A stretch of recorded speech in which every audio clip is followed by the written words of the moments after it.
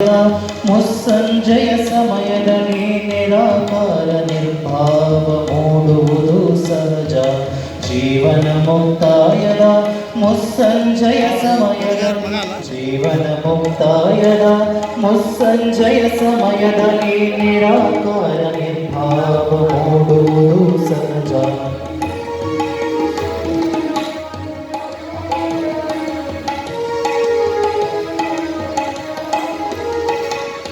ಸುತರಿಲ್ಲದಿದ್ದರಂತೂ ಅತಿ ಪ್ರೀತಿ ತಮ್ಮಲಿ, ಸುತರಿಲ್ಲದಿದ್ದರಂತೂ ಅತಿ ಪ್ರೀತಿ ತಮ್ಮಲಿ, ಒಡಮೂಡಿ ಕಟ್ಟುವುದು ಪ್ರೀತಿ ಕಟ್ಟೆಯ.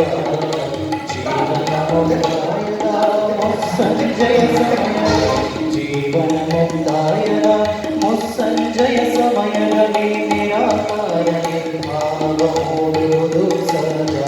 ನಿರಾಕಾರ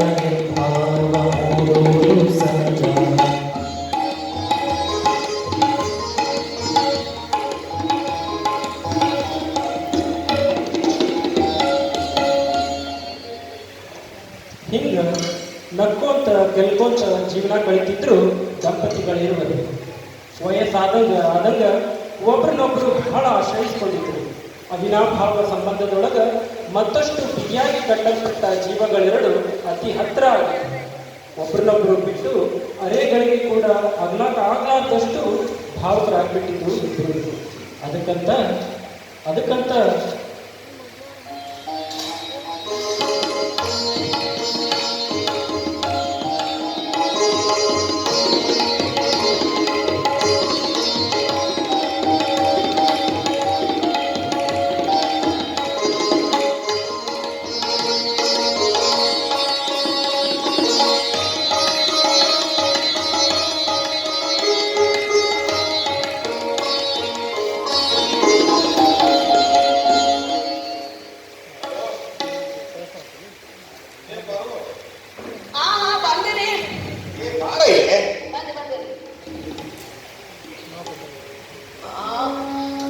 ರಾಮ ಕೃಷ್ಣ ಕೃಷ್ಣ ಎಷ್ಟ ಮಾಡಿದ್ರು ಈ ಮನೆ ಕೆಲಸನ ಮುಗಿದಿಲ್ಲ ಅಂತಿದ್ದಾರೆ.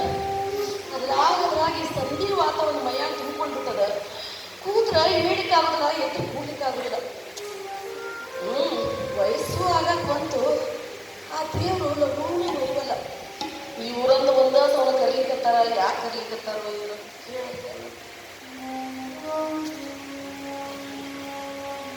ಏನ್ ಮಾಡಕತ್ತಿ ಒಳಗ ಎಷ್ಟೊತ್ತು ಅರ್ಥ ಮಾಡಕತ್ತಿದ್ರಿ? ಯಾಕೆ ಒಂದೇ ಸವನ ಕರೀಲಿಕ್ಕತ್ತಿಲ್ಲ? ಏನ್ ಕೆಲಸ ಅದ? ಬಹಳ ವಿಶೇಷ ಅದ. ಒಳಗಡೆಯಿಂದ ಬಂದಿದಿ, ಕೆಲಸ ಮಾಡಿ ಬಂದಿದಿ, ಕೊಡ್ರು ದಮ್ಮದು ಆರಿಸ್ಬೋದು.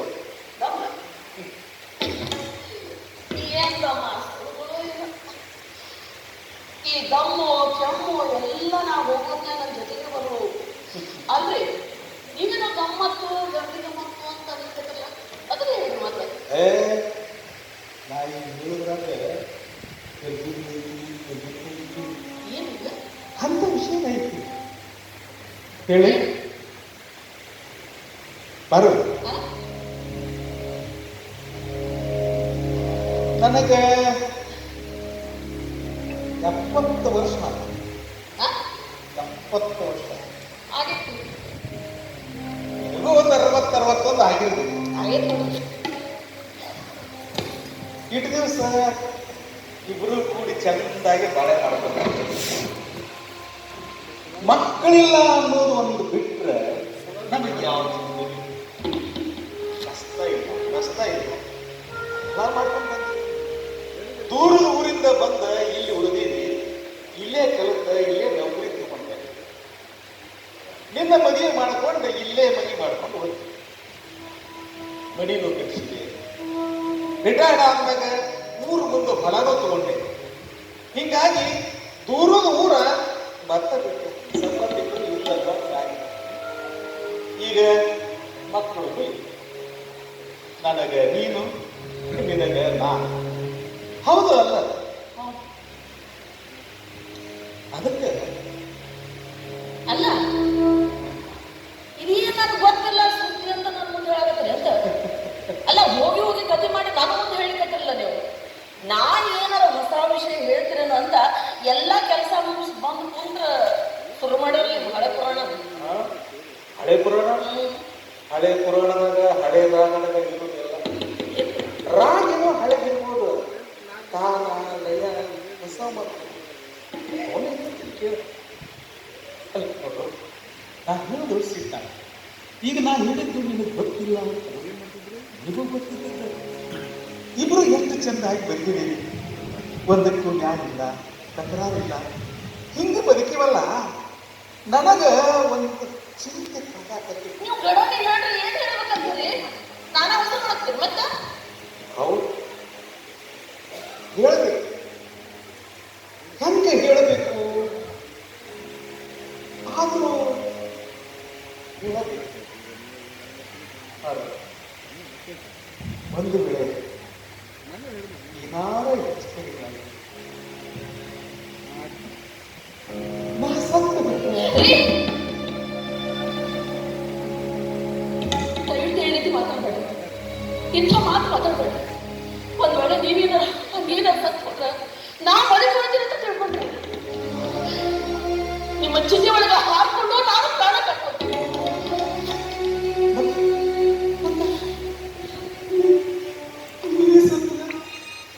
ನನಗಿರೋಕ್ಕಾಗತ್ತೇನು?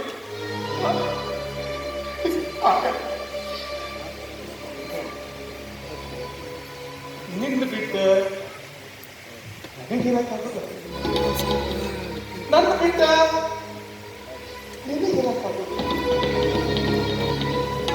ಕೂಡೇ ಜೀವನ ನಡೆಸಿ ಒಬ್ಬರ ಅನ್ನೋದು ಅಂದ್ರೆ ಅದಕ್ಕೆ ನಾ ಬಹಳ ವಿಚಾರ ಮಾಡಿ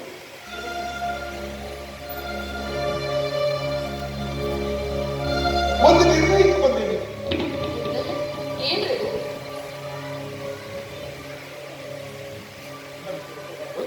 ಇಲ್ಲ ಹೇಳ್ರಿ, ಸಿಟ್ಟಾಗಬಾರ್ದು. ಇಲ್ಲ ಹೇಳ್ರಿ.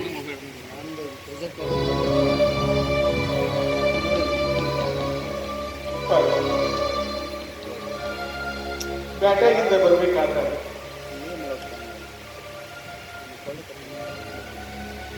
ಒಂದು ಬೇಡಿ ತಂದಿರಿ. ಬೇಡ ತಂದಿರಿ? ಹಾ, ಏನಕ್ರಿ?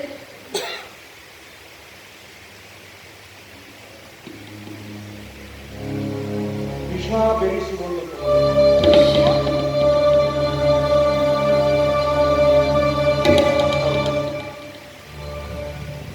ವಿಷ ಬೆರೆಸಿಕೊಂಡು ಹೋಗ್ತಿಕೊಂಡು ನೋಡು ನೋಡು, ಸಿಟ್ಟಾಗಿದೆ ಸಿಟ್ಟಾಗಿದೆ. ನಾನು ತಿಳ್ಕೊಬೇಡ, ನಾ ಹೇಳೋದು ಕೇಳು. ನೋಡು, ಇಲ್ಲಿವರೆಗೆ ನಾನು ಒಂದು ಜೀವನ ಹೀಗೆ ತಿಳ್ಕೊಬೇಕು. ನೀ ಮೊದಲು ಹೋದ್ರೆ ನಾ ಅನಾಥ, ನಾ ಮೊದಲು ಹೋದ್ರೆ ನೀ ಏನಾಥ. ಸಾರಿ ಮಾಡಿದ ಬರ್ಕೊಟ್ಟಿದ್ರು, ಸಾರಿ ಮಾಡಿದ್ರೆ ನಾವು ನಮಗೆ ಸ್ವರ್ಗ ಅದಕ್ಕೆ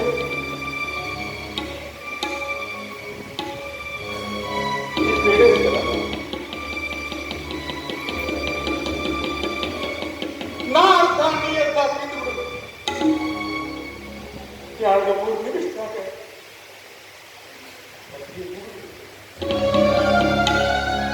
ಇಬ್ಬರು ಕೂಡ ಶಿವನ ಪಾದ ಸೇರಿದಂಗೆ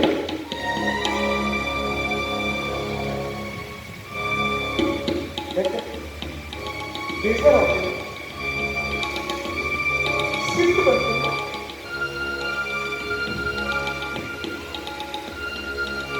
ನೋಡ್ರಿ, ಇದಾಗ ಸಿಟ್ಟಾಗಕ್ಕೆ ಏನೈತಿ? ಅಲ್ಲ, ಈ ವಿಚಾರ ನನ್ನ ತಲೆ ಒಳಗ ಬಂದು ಬಹಳ ದಿವಸ ಆಗಿತ್ತು. ನಿನ್ನ ಕಲಿಯೋದು ಇಂಥ ವಿಚಾರ ಬೇಕಿತ್ತು. ಹೌದ್ರಿ, ಇದಕ್ಕಿಂತ ಹೆಚ್ಚಿನ ಏನು ಬೇಕು? ನಾವು ಭಾವ ಸಂಬಂಧ, ಗಂಡ ಹೆಂಡತಿ ಸಂಬಂಧ, ಇದಕ್ಕಿಂತ ಹೆಚ್ಚಿಗೆ ಏನು ಬೇಕು? ನನ್ನ ಮನಸ್ಸಿನಾಗಿರುವುದ ನಿನ್ನ ಮನಸ್ಸಿನಾಗ ಐತಿ, ನಿನ್ನ ಮನಸ್ಸಿನಾಗಿರುವುದ ನನ್ನ ಮನಸ್ಸಿನಾಗ ಐತಿ ಅಂದಾಗ ನೋಡ್ರಿ, ನಾನ್ ನಿಮ್ ಮುಂದೆ ಈ ವಿಷಯ ಹೇಳಿದ್ರೆ ನೀವೆಲ್ಲಿ ಬೇಜಾರಾಗ್ತಿರೋ ಅಂತ ಅದಕ್ಕೆ ನಾನು ನಿಮ್ ಮುಂದೆ ಹೇಳಿದ್ದಿಲ್ಲ. ಆದ್ರೂ ಬಹಳ ವಿಚಾರ ಮಾಡಿ ತಗೊಂಡ್ ಬಂದ್ರೆ ನೀವು. ಹೌದ್ರಿ, ನೀವು ಹೇಳೋದೆಲ್ಲ ಖರೆ. ಆದ್ರೆ ಈ ನಮ್ಮ ಆಸ್ತಿ ಪಾಸ್ತಿ ಮನಿ ಹೊಲ ಎಲ್ಲ ಇದಕ್ಕೇನು ವಿಚಾರ ಮಾಡ್ರಿ? ದಾನವೇ ಮರಣೋನ್ಮುಖನಾದವನ ಮಿತ್ರ ಅಂತಾರೆ.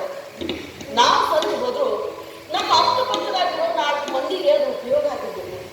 ಹಂಗ ಕೊನೆ ತನಕ